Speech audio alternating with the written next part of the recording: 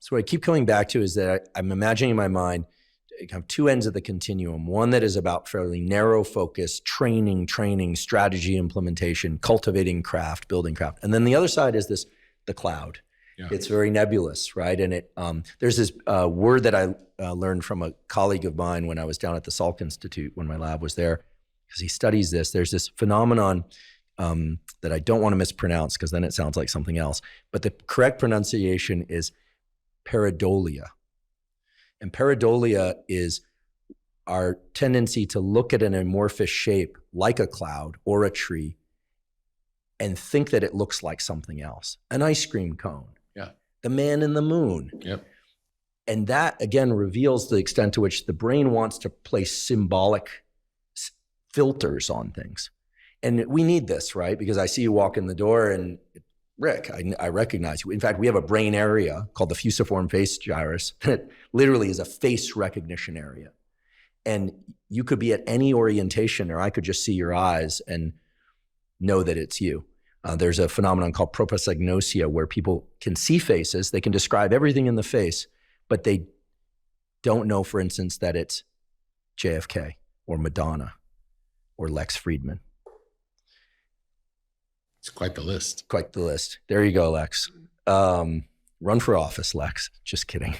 It's hard enough to get you to respond to my text as it is.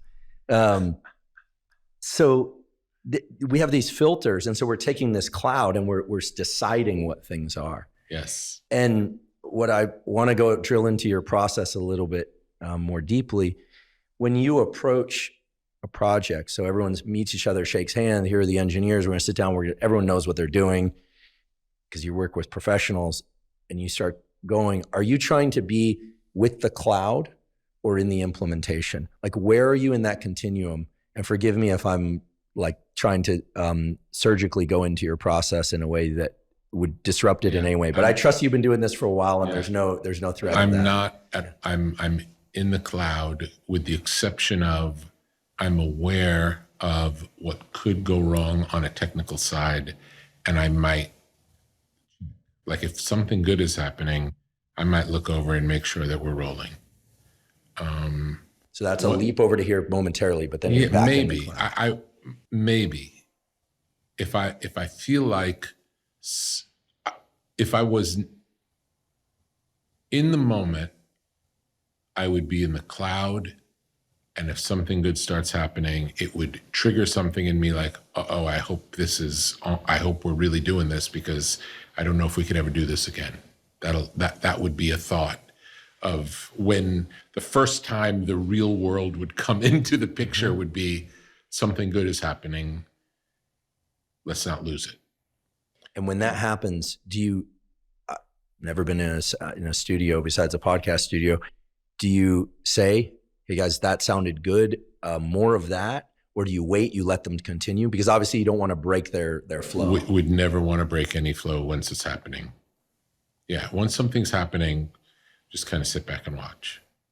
And do you think there's resonance, like the team of engineers and other people know when it, quote unquote, is happening? If everyone's paying attention, yes. When everyone's paying attention, it's usually pretty obvious. Sometimes the threat will be something different than expected, and maybe not everybody would pick up on it. And that might be particular based on my taste or an artist's taste, or someone involved might say, let's listen back to that. I think that was better than we thought. That can happen. You said several things, and it was like, you said enough for there to be several conversations. I tend to do that, sorry. Especially with you. I don't get to see you nearly as often as I would like. And so when I do, I confess that I'm a little bit of a kid in a candy shop. I wrote down The Brain Tells Us Stories. So you talked about, I walk in, certain data points, you recognize me, but it's a real, like looking at a cloud shorthand. We go through our lives doing this all day with everything we see. And the shorthand, in the case of me, you know me, the shorthand turns out to be right. It checks out.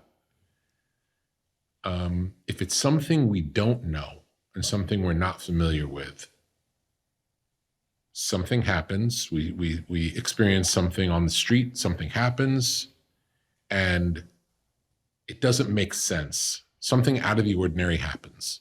First thing is this doesn't make sense.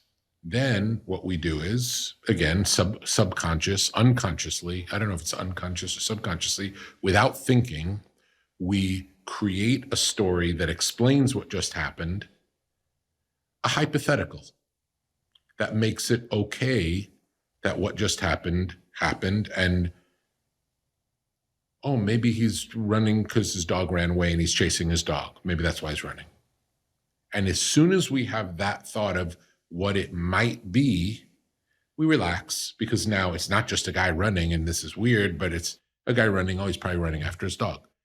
And now we register that story that we just made up without even knowing we were making it up as what happened.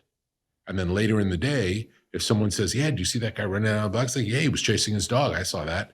And you won't even realize that it was the maybe hypothetical story that was the first possible explanation that allowed you to continue walking. Do you know what I'm saying? That's our whole lives. Our whole lives are reacting to things, making up a story of what we think may have happened without realizing that's what we're doing, and then living the rest of our lives as if that thing that we made up really happened. And we never know. I completely agree. We confabulate from birth until death. There's this well-observed phenomenon in people who have memory deficits. There's the sad example of this, and then there's the everyday typical, who knows, sad or not sad example. So for instance, if somebody has a slight memory deficit or someone has Alzheimer's dementia, they'll find themselves in the hallway at night. You say, what are you doing here? And they'll say, oh, I was going to get a glass of water, but they're walking away from the direction that would make sense. Yeah. People who, alcoholics who drink enough develop something called Korsakoff syndrome, where a certain brain area gets messed up, and you'll ask them a question like, oh, what are you doing here? And they will come up with incredible stories, sometimes interesting stories that have no bearing on reality. Yeah. You ask them who their name is. But do they believe that's what happened? With 100% certainty. And this actually relates to a lot of the now better understood controversy around repressed memories. Mm-hmm. You can, especially from young people, you can pull memories from them of things that never happened. This has been demonstrated over and over again. So courtrooms know to be very cautious now about this whole notion of repressed memories. That's good to know. Yeah, very, very complicated area of the law, as you can imagine, because we tend to want to trust victims for understandable reasons. But in terms of accuracy of details, two people have very different accounts of the same experiences, and this has been shown over and over again. And yes. Even that you can do well in the laboratory. It's pretty interesting. So again, because of this selective filtering and storytelling, and I think it was Salman Rushdie who said, we are the storytelling species. He probably... Wow, I was going to say we're storytelling machines, but that's great. Yeah, I think, we are the story. I would say that the big five, if I had to pick up sort of brain function, is we are very limited filters.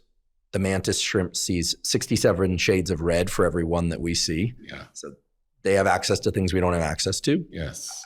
They're not, as far as I know, releasing albums of the, Red Hot Chili Peppers caliber, but who knows? Maybe down there they are. I did see something, by the way, as a relevant tangent recently, and I don't know if it's, even if it's crazy, it's super cool. If you take a device that amplifies the electrical signals coming from cactus, and you just translate that into a simple rule of conversion to 2 or 3 pitches of sound, the music that comes out of it is beautiful. Wow, that's nothing short of beautiful. Great. And when I saw that, the teenager in me thought, when we hear whale song, we think it's so beautiful. Like, what if they're just like cursing at each other the whole time? Or, right? I mean, maybe they're in there like a Rogan episode when he invites all his comedian friends in there. Yeah. Who knows? Maybe it's a psychoanalytic conversation about their childhood traumas. I don't know. Yes. But we decide whale song is beautiful. Yes. We decide cactus are just plants. And it's beautiful to us. And we're right that it is beautiful to us, but it doesn't mean we know anything about it. That's right. Yeah, so we have these filters, perceptual filters. We only can see and hear, smell and taste what we can. And then the brain likes to work in symbols. We tend to like to match that person whose shoes are messed up must be homeless. I've had a couple instances in life where I saw what I thought was a homeless vagrant inside a building at an academics institution. It turned out it was the most accomplished person in the field. That's always cool. Yes, that happened at Berkeley. Then the other thing that we do is we tend to put, so we said perception, symbol representations, and then our memories are entirely confabulated based on already deficient symbol and perceptual representation. Yes. And so I never like the statement that we don't know how the brain works. Yeah. I think we do know how the brain works, but that it works through very limited filters. Yes. Okay, so knowing that and accepting it, and it seems to me that this idea of looking to nature, looking outside us, is so critical. And in fact, I hope you won't mind me sharing this, but a few years back, I had sent you something by text, and I was kind of in disbelief about something I'd seen in the media. I was like, they got it all wrong, and I knew the person involved, and it was not a good situation for them. And I was like, they got it all wrong. And you wrote back, and you said, it's all lies. Back to nature, the only truth. Wow. And that's wild. And I wrote that down. I put it over my desk. Wow. And I still, I'd tattoo it on my forehead if I didn't already have it well committed to memory. But I know that's true, right? Nature we can look at, and it's. But when I say it's all lies, you just talked about our ability to, how limited our facility to see and understand what we see. Yes? Yes. So based on that leads us to, we can't know much. Do you know what I'm saying? Our resolution is so low on everything that we're really just like, we're grasping at straws. We have no idea. We have no idea. And there's great power in knowing that. Because if you think you know what's going on, chances are you're being deceived.